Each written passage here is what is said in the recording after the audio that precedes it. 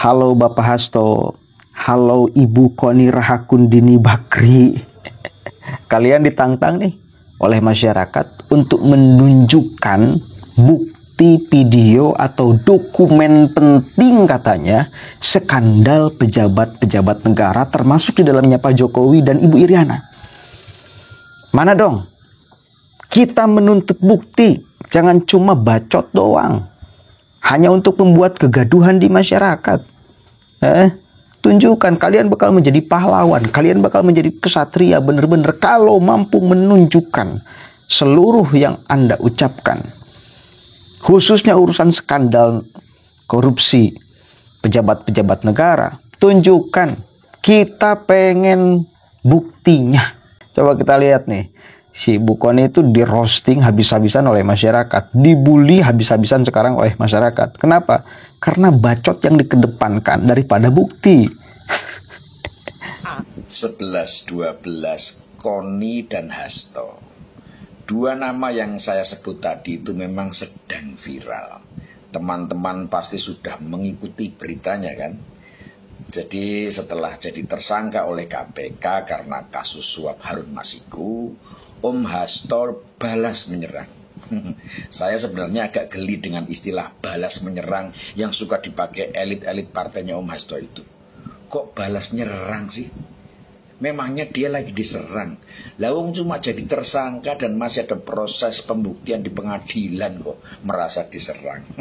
Ya, jadi katanya Om Hasto balas menyerang dengan menyatakan punya dokumen-dokumen video yang berisi bukti kejahatan pejabat negara termasuk Bu Iriana dan Pak Jokowi. Dan katanya dokumen itu dititipkan sama Tante Koni dan disimpan di Rusia. Jauh ya Om, nyimpennya sampai ke Rusia. Mendukung pernyataan Om Hasto itu, Tante Koni juga membuat pernyataan yang tata bahasanya itu bikin saya risih dan malas nonton. Mosok level tokoh internasional ngomongnya kayak emak-emak julid yang lagi gibah sama tukang perabotan.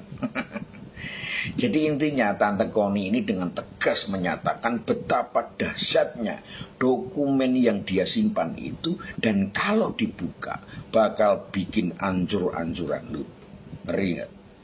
Tapi BTW Tante Koni ini posisinya di mana sih? Katanya masih di Rusia ya. Mbok ngomongnya di sini aja Tante.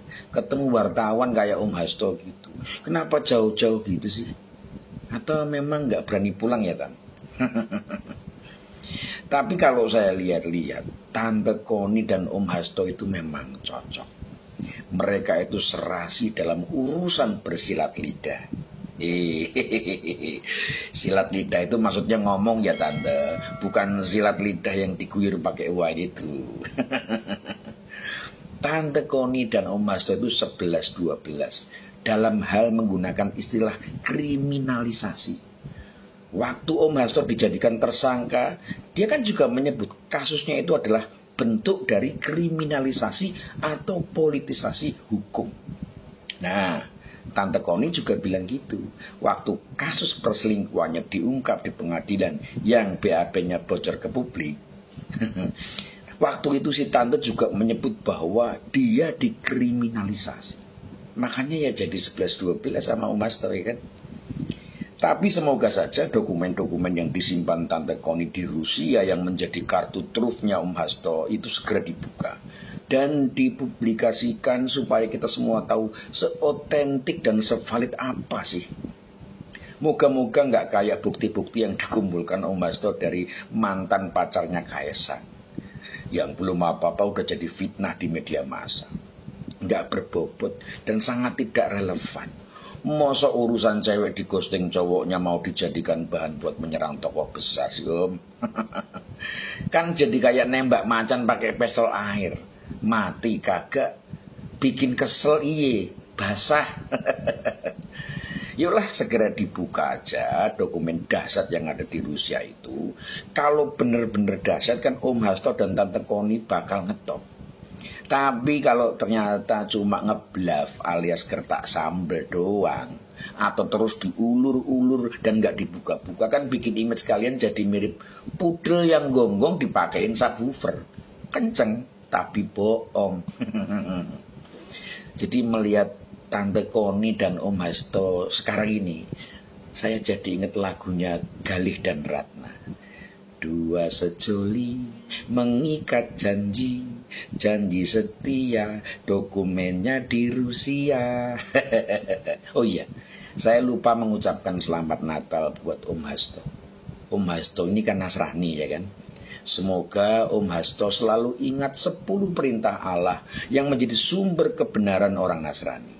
Dan ingat, perintah ke-8 berbunyi, jangan bersaksi dusta tentang sesamamu, yang artinya jangan berbohong dan jangan memfitnah. Kita lagi seru-serunya ngelihat perilaku-perilaku, khususnya Hasto ini kan jadi buat ramai seperti ini.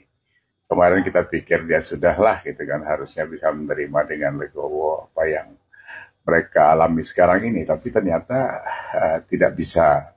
Karena itu memang saya pikir sudah tabiat mereka seperti itu.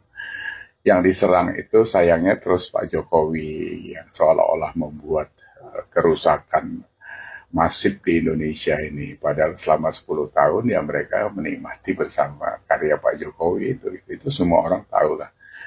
Nah, yang dimainkan Hasto ini kan isu-isu murahan. Seperti dia kemarin ketemu mantan pacarnya Kaisang, segala macam itu orang pada ketawa semua. Masa sekelas sekjen PDIP, partai yang katanya begitu luar biasa itu jadi murahan, dimasuk di kelas bawah, kelas comberan seperti itu. Ya kalau soal kalah di sana sini soal pilkada kemarin ya ini kan konsekuensi yang dari awal sudah diperingatkan. Jangan benturan sama Pak Jokowi. Masa nggak ngukur kalah 16% di Pilpres kemarin itu. Walaupun kalian tidak mengakui itu, tapi itu fakta kan. Oke. Mana dong? Jangan cuma ngomong doang. Jangan cuma indah di narasi, tapi tanpa ada bukti.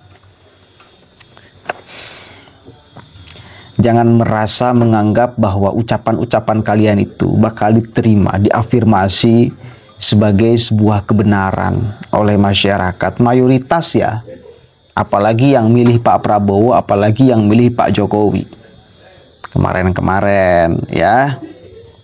Ya kalian kan cuma disambut oleh orang-orang yang tidak suka pada akhirnya kepada Pak Jokowi. Dan kemarin tidak milih, misal oleh Abraham Samad, oleh Refli Harun, oleh yang kayak gitu semuanya. Yang menyambut Ibu Koni Rahakundini, yang menyambut Bapak Hasto, yang kalaupun tidak ada kasus Hasto, yang kalaupun tidak ada Ibu Koni nyebut punya dokumen skandal korupsi pejabat-pejabat negara, ya orang-orang seperti Refli Harun akan terus seperti itu. Orang-orang seperti Abraham Samad dia akan terus seperti itu, menyerang pemerintah, menyerang Pak Jokowi khususnya. Kan itu betapa benci kalian ya kepada Pak Jokowi ya. Dan itu sebanding lurus dengan kecintaan orang kepada Pak Jokowi. Ada yang komen di saya itu, Kang, Jokowi itu bukan malaikat. Beliau pun mungkin pernah melakukan salah. Atau jangan-jangan benar ini. Iya, bukan malaikat. Siapa yang mengatakan Jokowi malaikat? Kalau memang ada skandal korupsi yang dilakukan oleh Jokowi dan keluarganya, atau siapapun aja, bahkan oleh Prabowo misal, seret aja di meja pengadilan. Tak jadi soal. Kalau ada buktinya juga kita tidak akan bela-bela tuh Jokowi.